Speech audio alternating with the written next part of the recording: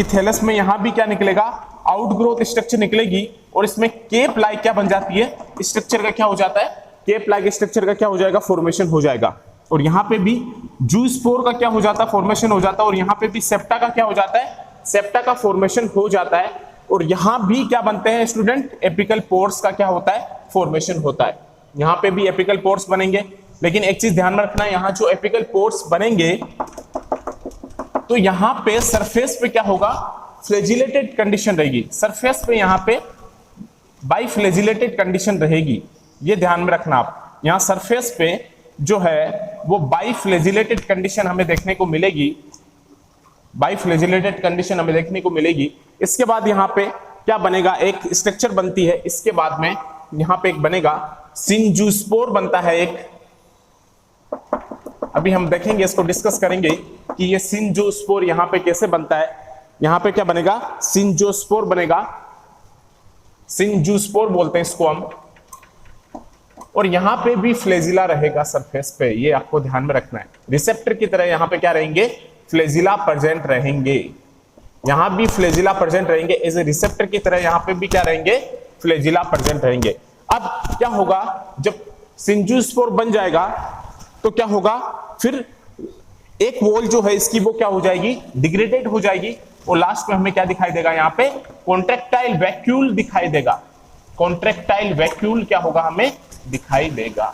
तो सेकंड जो पॉइंट है वो है बाय जूस्पोर के थ्रू असेक्सुअल रिप्रोडक्शन कैसे होता है वाउचेरी एल्गी के अंदर, उसको हम डिस्कस कर रहे हैं। तो सबसे पहले क्या होगा कि जो जूस्पोर है इसमें भी क्या होता है कि यहां भी थैलस में क्या होगी, आउटग्रोथ स्ट्रक्चर निकलेगी। ध्यान से देखना डायग्राम को, हम जूस्पोर के थ्रू असेक्सुअल रिप्रोडक्शन को डिस्कस कर रहे हैं वाउचेरी के अंदर। सेकंड में पॉइंट ले रहा हूं, बाय जूस्पोर के थ्रू जो असेक्सुअल रिप्रोडक्शन होता है।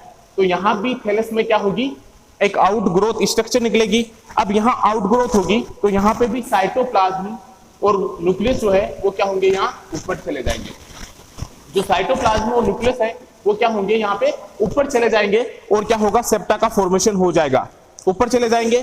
और ये क्या हो जाएगा, जैसे ही साइटोप्लाज्म न्यूक्लियस ऊपर चले जाएंगे, यहाँ पे केप लाइक स्ट्रक्चर का क्या हो जाएगा, फॉर्मेशन हो जाएगा। जब केप लाइक स्ट्रक्चर का फॉर्मेशन हो जाएगा तो इसको हम क्या बोलेंगे, यहाँ पे जूस्पोरोंजियम। क्या बोलेंगे इसको हम, जूस्पोरोंजियम बोलेंगे।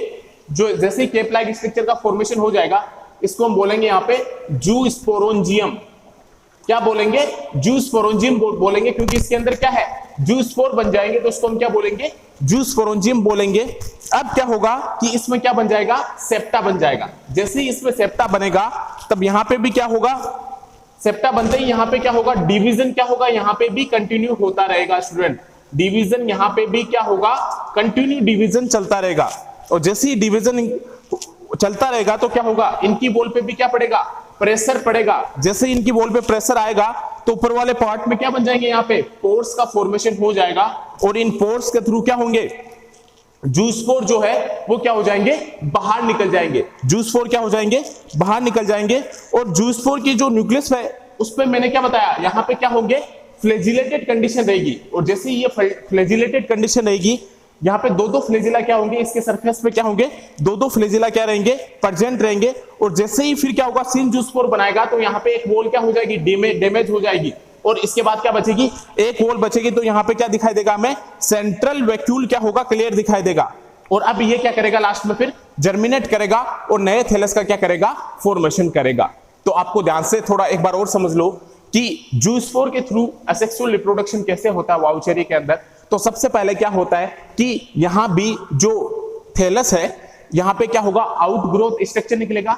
जो थैलस है वहां पे क्या निकलेगा, मैं एक बार अच्छे से डिस्कस कर रहा हूं, आप नोट कर लेना थोड़ा कि कैसे जूस्पोर के थ्रू असेक्सुअल रिप्रोडक्शन होता है वाउचेरिया में। तो सबसे पहले क्या होता है कि थैलस में क्या होगा, एक आउटग्रोथ स्ट्रक्चर होगी।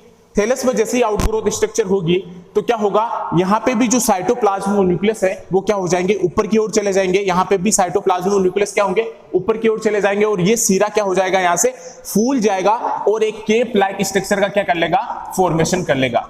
किसका फॉर्मेशन कर लेगा, केप लाइक स्ट्रक्चर का फॉर्मेशन कर लेगा। सबसे पहले क्या हुआ कि यहाँ पे आउटग्रोथ निकल रही है किसकी, थैलस की। उसके बाद यहाँ पे साइटोप्लाज्म न्यूक्लियस स्टोर होने लग जाते हैं ऊपर की ओर। तो वो क्या हो जाएगा, वहां से हिस्सा फूल जाएगा और एक केप लाइक स्ट्रक्चर का क्या कर लेगा, यहाँ पे फॉर्मेशन कर लेगा।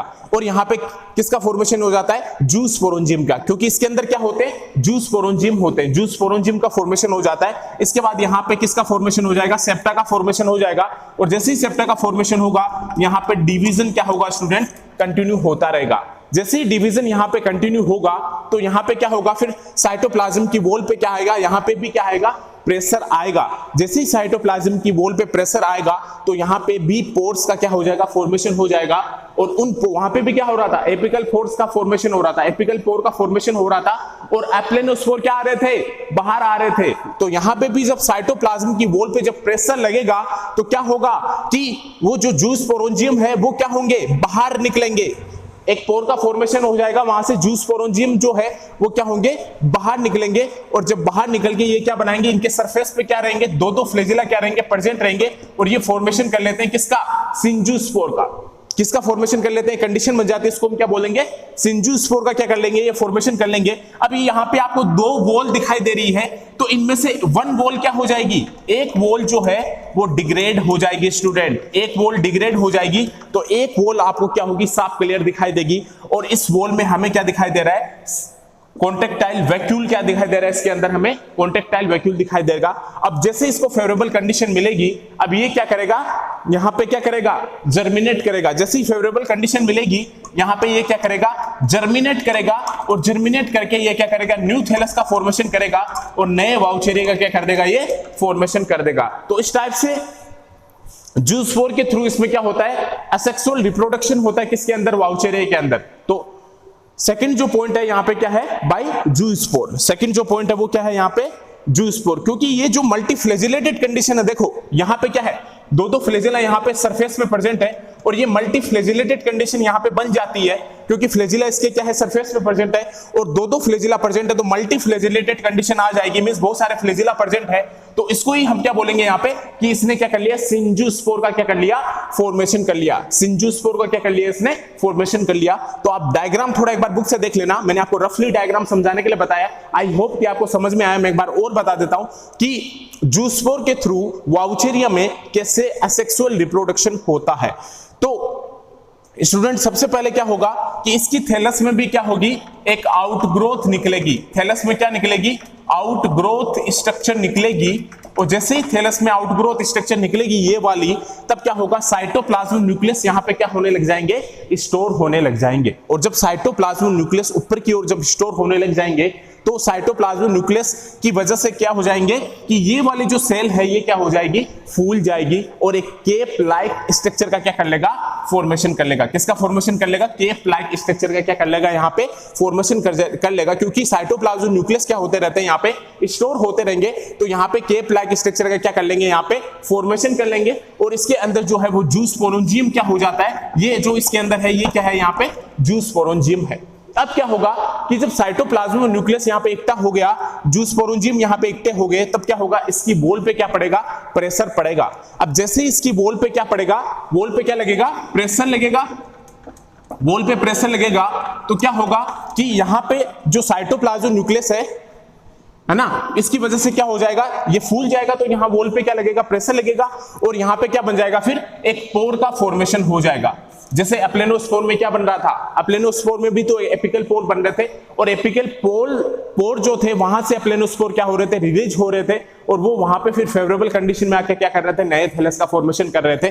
तो यहाँ पे भी क्या होगा, एक पोर का फॉर्मेशन हो जाएगा। और उस पोर का फॉर्मेशन जब हो जाएगा तो क्या होगा, जूस्पोर वहां से जूस्पोर क्या होंगे, जूस्पोर रिलीज हो जाएंगे।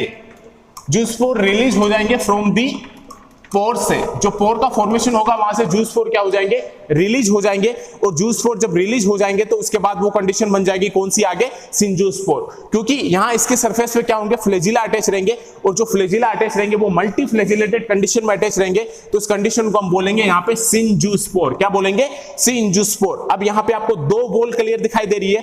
अब इनमें से एक वॉल क्या हो जाएगी, डिग्रेड हो जाएगी। और जैसे ही एक वॉल डिग्रेड हो जाएगी तो आपको जब क्या दिखाई देगा, सेंट्रल वैक्यूल जो है वो क्या, इसमें क्या दिखाई देगा, सेंट्रल वैक्यूल क्लियर दिखाई देगा।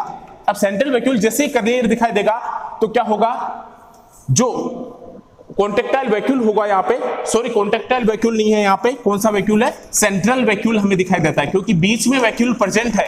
देखो वैक्यूल यहाँ पे एक लेयर दिखाई दे रही है, इस लेयर के बीच में वैक्यूल प्रेजेंट है, तो उसको हम क्या बोलेंगे, सेंट्रल वैक्यूल बोलेंगे।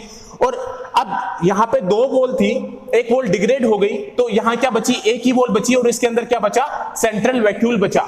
और ये सेंट्रल वैक्यूल जब बचेगा तो उसके बाद क्या करेगा, ये जैसे इसको फेवरेबल कंडीशन मिलेगी, ये क्या करेगा, यहां से जर्मिनेट करेगा और नए थैलस का क्या करेगा, फॉर्मेशन करेगा, और एक नई वाउचेरिया का क्या करेगा, एक प्रोडक्शन कर देगा।